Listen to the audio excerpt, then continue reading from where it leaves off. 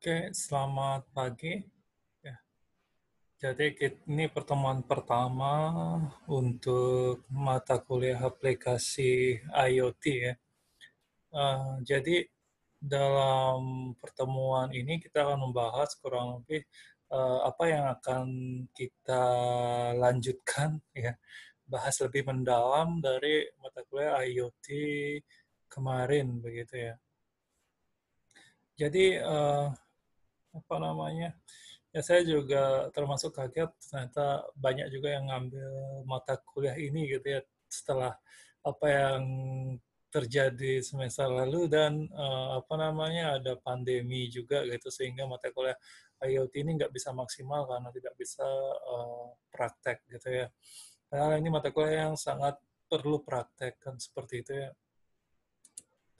Oke, jadi sekedar mengingatkan ini Internet of Things itu apa gitu ya.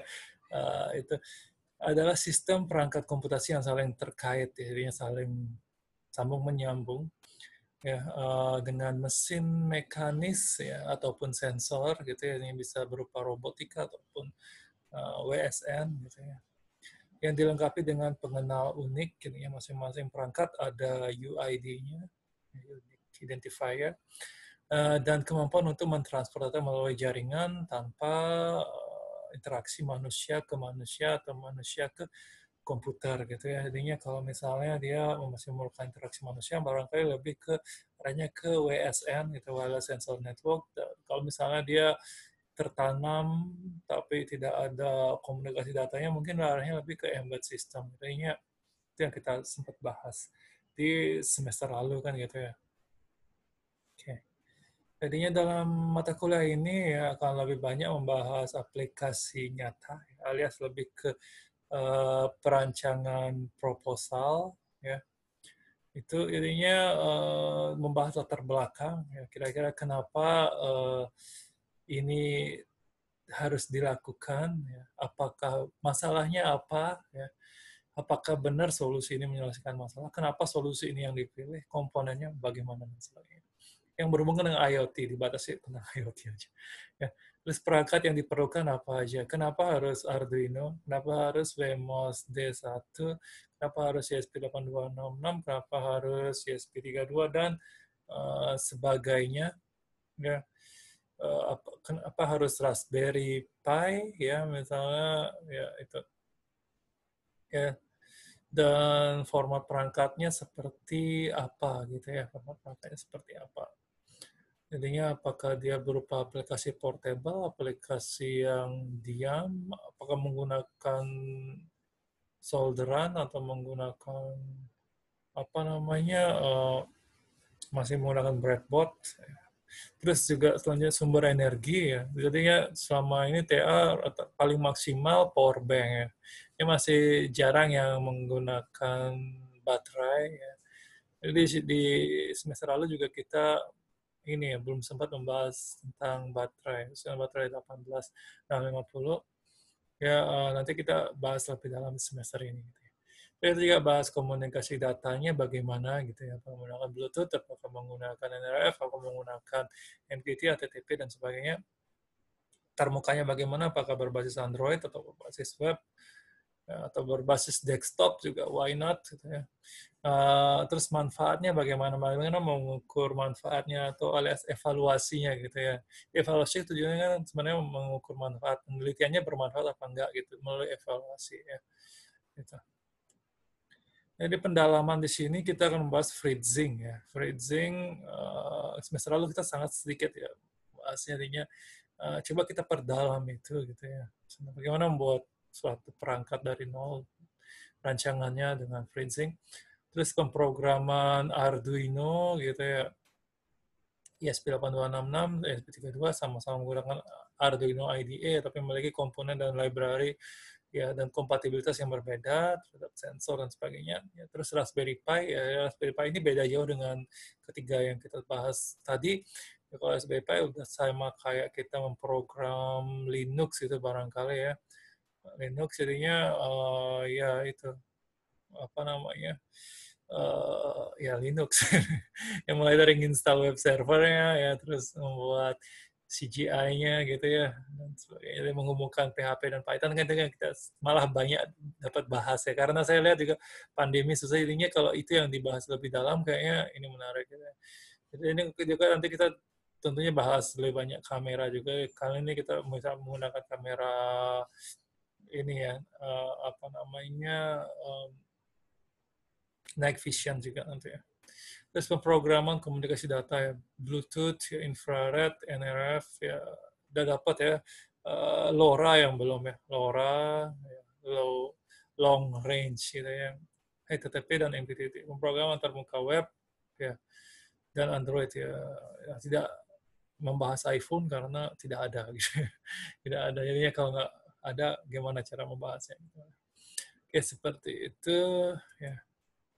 Yang di sini juga kita coba membahas perancangan ya, visualisasi data melalui web. Jadi bagaimana misalnya kalau data dari sensor dapat bisa langsung ini ya, bisa langsung ada efeknya gitu ya di sana. Oke, dan juga desain kemasan ya, acrylic cutting ya, dan 3D printing. Ini kalau 3D printing saya juga baru belajar ya. Dan ya kita nanti akan menggunakan software Blender gitu ya. Mungkin desain kemasan ini lebih banyak ke ini ya, lebih banyak ke sekedar referensi buat kalian.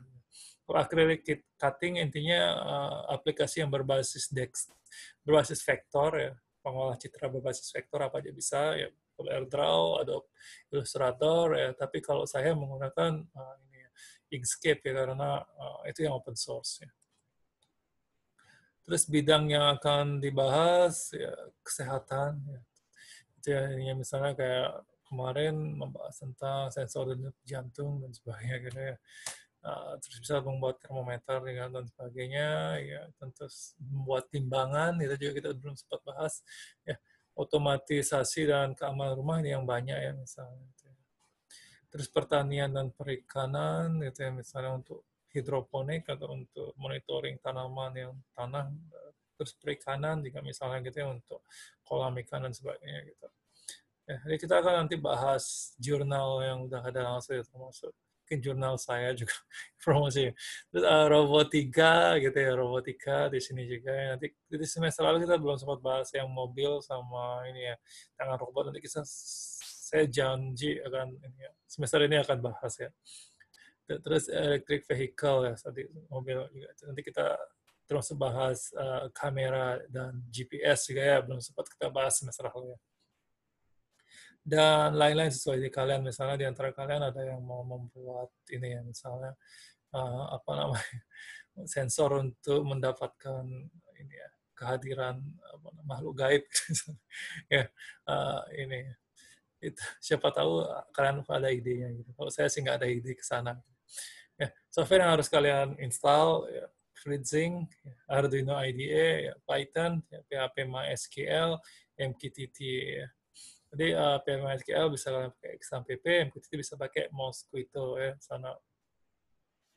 Oke, itu ya, ini yang wajib. Kalau yang nggak wajib tadi seperti tadi untuk ini ya, misalnya Inkscape sama Blender, keduanya tersedia untuk Windows juga ya, selain untuk Mac dan Linux ya, seperti itu.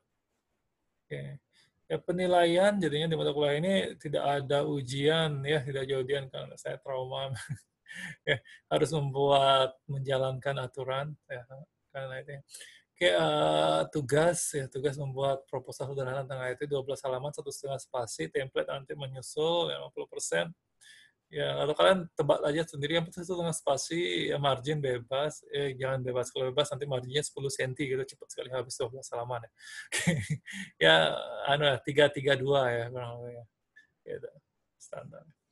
Oke, tugas freezing 20%, tugas programming 30%. Total 100% pastinya gitu ya. Masa harus 20% gitu ya. Oke, itu barangkali. Jadinya nanti tetap ada kuliah seperti biasa. Maaf saya lupa jadwal ya, hari apa gitu ya, hari apa. Nanti kita tetap ada Zoom, nanti saya posting linknya itu ya di grup ya.